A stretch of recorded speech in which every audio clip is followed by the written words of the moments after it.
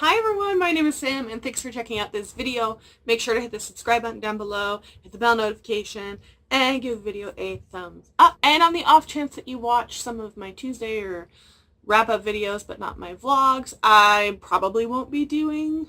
If I miss something in September, it's not because I've quit or anything. I just have a really busy work schedule in September, so things might be a little bit late. I'm trying not to, and I probably won't be vlogging, or I'll be vlogging and the vlog won't go up until the end of the month, but that is why. So just FYI.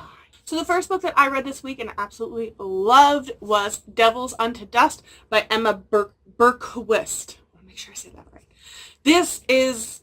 It was kind of what I wanted from Walk on Earth a Stranger, and it kind of also gave me like a mashup vibes of that with Gunslinger Girl. So it is a dystopian Western historical fiction, which is a wonderful mix-up of genres. Follows our main character in this, set in Texas, I believe it is, or the southern United States, where essentially the entire place, like the entire world has been like kind of wiped out. There's zombies, so it's just kind of like there's zones where people build walls and live and then try and not get bitten by zombie people. Unfortunately, our main character's mother has passed away a couple years ago due to this, and her father is an alcoholic gambler and has been MIA, and she's been raising her younger brother and younger twin siblings. Yes. She suddenly gets a knock on her door though saying, your father was back in town, he stole a bunch of money from me and you have to repay it because I'm a douchebag. So she goes on this trip to try and find her father to get that money back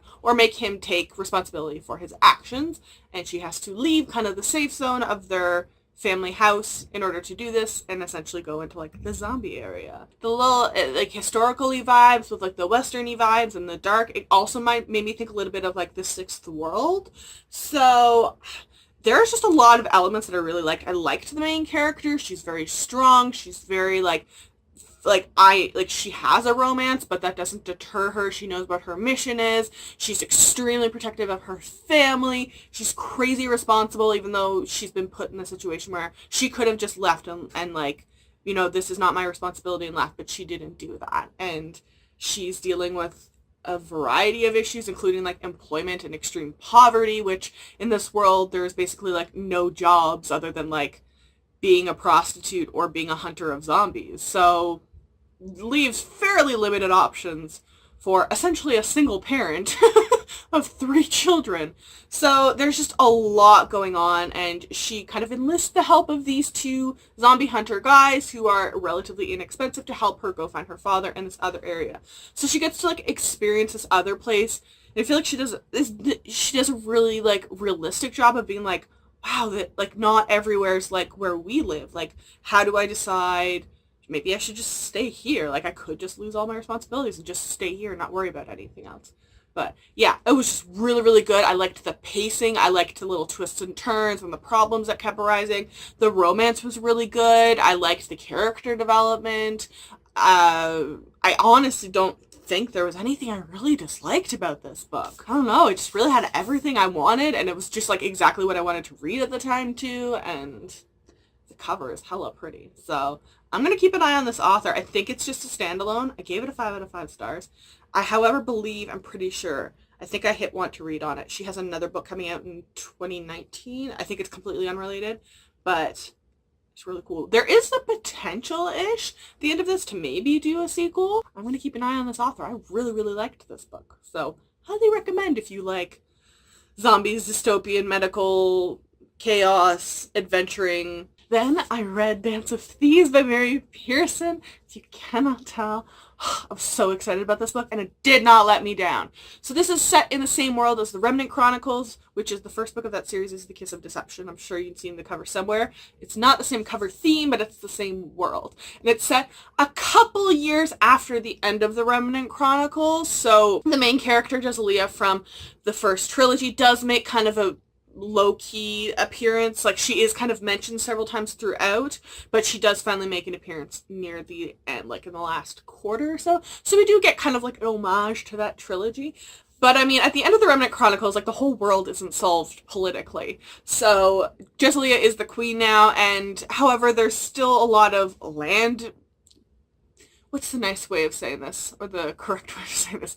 There's a lot of land discrepancies. So I mean, someone saying like, we're our own kingdom, we have our own people, we still pay you taxes, but we have our own people, we take some of those taxes to support our system. There is some issues of citizenship, and I don't know if racism is the right word, but it kind of feels like it is. People from certain communities are not welcome in this community, even though they've been settled there for a while. And maybe it's xenophobia. I don't know what the proper word is here. But people just not being nice to each other because you're born in different geographic places. Literally, that is the only reason. So our main male character is essentially the king, supervisor, whatever you want to call him, of this community that is, they consider themselves their own kingdom, but no one else seems to, and their kingdom does have some issues of accepting outsiders. And then our main female character is Jezalia's, I don't know if assassin, law enforcement person is probably the better term. She goes to this area to try and track down some, essentially like, war criminals from kind of the Remnant Chronicles, and they interact, and there is a kidnapping, and we find out about all the political maneuvering essentially going on in the background of this kingdom. The main male character has just taken over from his father who died. There's a lot of family drama there, and essentially someone's trying to make a bid to take over his position, and you have to figure out who it is. But lots comes up from the Remnant Chronicles, so you don't have to read the Remnant Chronicles too, but I feel like you wouldn't maybe appreciate a lot of this. It's kind of like Six of Crows, I think, with like the Grisha trilogy. I absolutely loved this book. The pacing was so good, even though it's a bigger book. Like, there was still always stuff happening, and I loved like the nods and the mentions of the Remnant Chronicles, that they weren't too detailed, that you were like, this is just a continuation of the series, but you're like, oh, okay, this is different, but in the same world. I also love that they mention and bring in Jezlia a little bit, and you get to see a little bit of like what happened, almost like an epilogue from the Remnant Chronicles as well, because I loved her. And just to see like, we have this like, oh, once this big battle happened, you know, everything will be fixed. Of like, no, this is a whole world, not just two rulers involved in it. And even then, you have those citizens that lived under that person, and those people that benefited from living under kind of dictatorship governments that aren't just going to easily just switch off and be like, oh, okay, I'll follow your rule now. So I really like that there was that continuation of like, not everything is smelling like roses in this world. The romance, oh my god, was so good. Maybe it was insta-lovey. I don't, not really. I mean, they're thrown into this circumstance.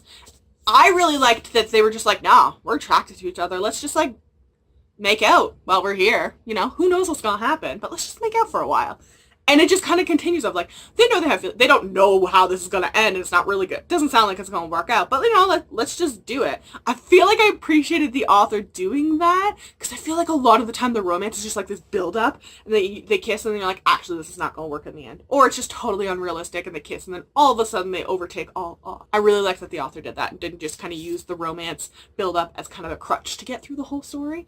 And I think the character development was really, really good. There was lots of time to do it, and I think she did it really, really well. So I think in the end I gave it a 5 out of 5 stars as well. I honest to God can't think of a single thing I didn't like about this book. I'm so excited for the sequel. I think it's called Vow of Thieves. It's supposed to come out in 2019. Oh, I'm just so excited. And speaking of Six of Crows, I did a reread of it this week. They're doing a group or kind of buddy read with one of the mods into the TBR and Beyond group, and honestly, it has been years since I read this book. I think this is one of the few books that I actually moved to Alberta with when I moved from Halifax, and it's kind of dinged up because of that, because it went in my suitcase several times, and they have the collector's edition coming out, so I wanted to reread it and just be like, just make sure you still love this book series. And girl, I do! Oh my god, so good! So if you somehow don't know what Six of Crows is, it's kind of like a not spin-off. It takes place in the same world and just a couple years after the end of the Civil War that's in the Grishaverse. It's them right here, these books here. It's set in Ketterdam for the most part, and it's a kind of seedy city. There's just a lot of like gang territory and drug wars and gambling dens, and yeah, I mean, if you are a gambling den lord, dude, it's probably a great place for you. It's proven in the story that it's not a great place for, like, kids to go out and try and strike up their own life kind of thing.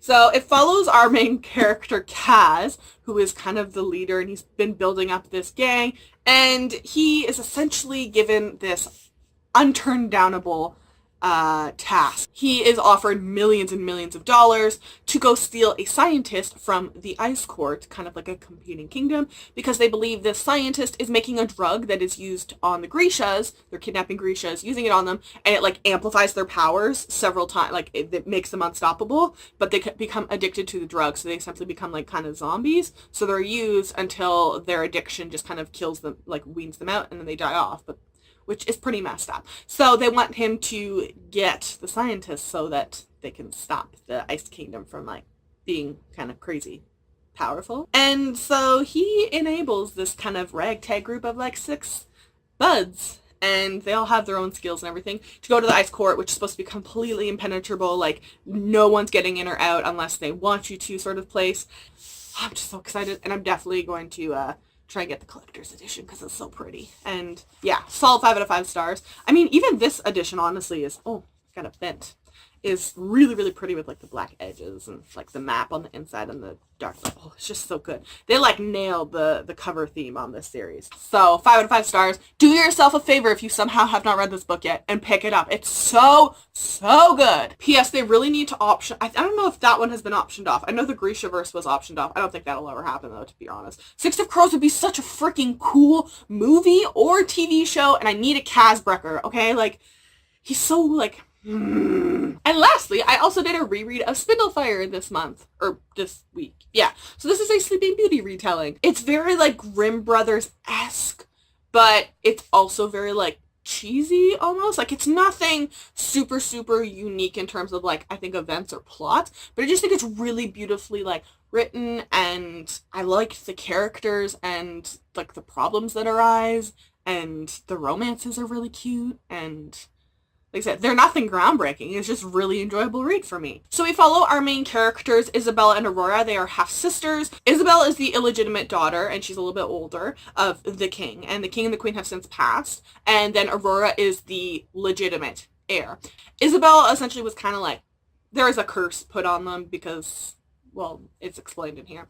But one of them is actually blind, and she actually has to go and try and find her sister, who gets put to sleep's true love, and then romance ensues, and chaos, and there's a lot of questing, and there's almost like a parallel world that is kind of like dipped into, and then you find out about the evil queen and like why she's done what she's done and all of the historical drama there. There's some underlying issues that like the council of this kingdom are ignoring or have been hiding from the kids, so when they do go on this quest in order to find like the Prince Charming, or when she goes to sleep and goes to this parallel world, they start being confronted with a lot of the things, and they're trying to figure out exactly what they're not being told and what's being sheltered from them, and all of the background of Melfleur and kind of the evil queen kind of thing, and how that's going to tie in. So I'm really curious where Winterglass is going to go. And honestly, I'm not a big fan of like insta-love being used all the time, but once again, I feel like the romance is just really cute in this, and honestly, it never even crossed my mind until I read this book of like, I don't think I've read an awful lot of books with a main character who's blind. Not even just a main character, just a character who's blind, who's not like a side witch character who gives a prophecy. Like, other than that, I don't think I've done that. So, I mean, props for that as well. So I think I gave this a 4 out of 5 stars. I think sometimes the plot kind of sagged a little bit, but overall I really enjoyed it, and I'm really excited to pick up the sequel Winterglass. And this is just one example, I guess, of why you don't always trust Goodreads, because I would never normally really pick up a book that's like, oh, 3.4, that's not great. Like 3.5 used to be my like bare minimum, but read this, really thoroughly enjoyed it, happy I own it, and I'll probably reread it every once in a while. So those are all of the books that I read this week. Let me know in the comment section down below what you read this week, and if you read any of these and what you thought of them. Make sure to check the description box down below. I will link all of these books to their Goodreads pages, and I will also link my social media. If you follow me, I will follow you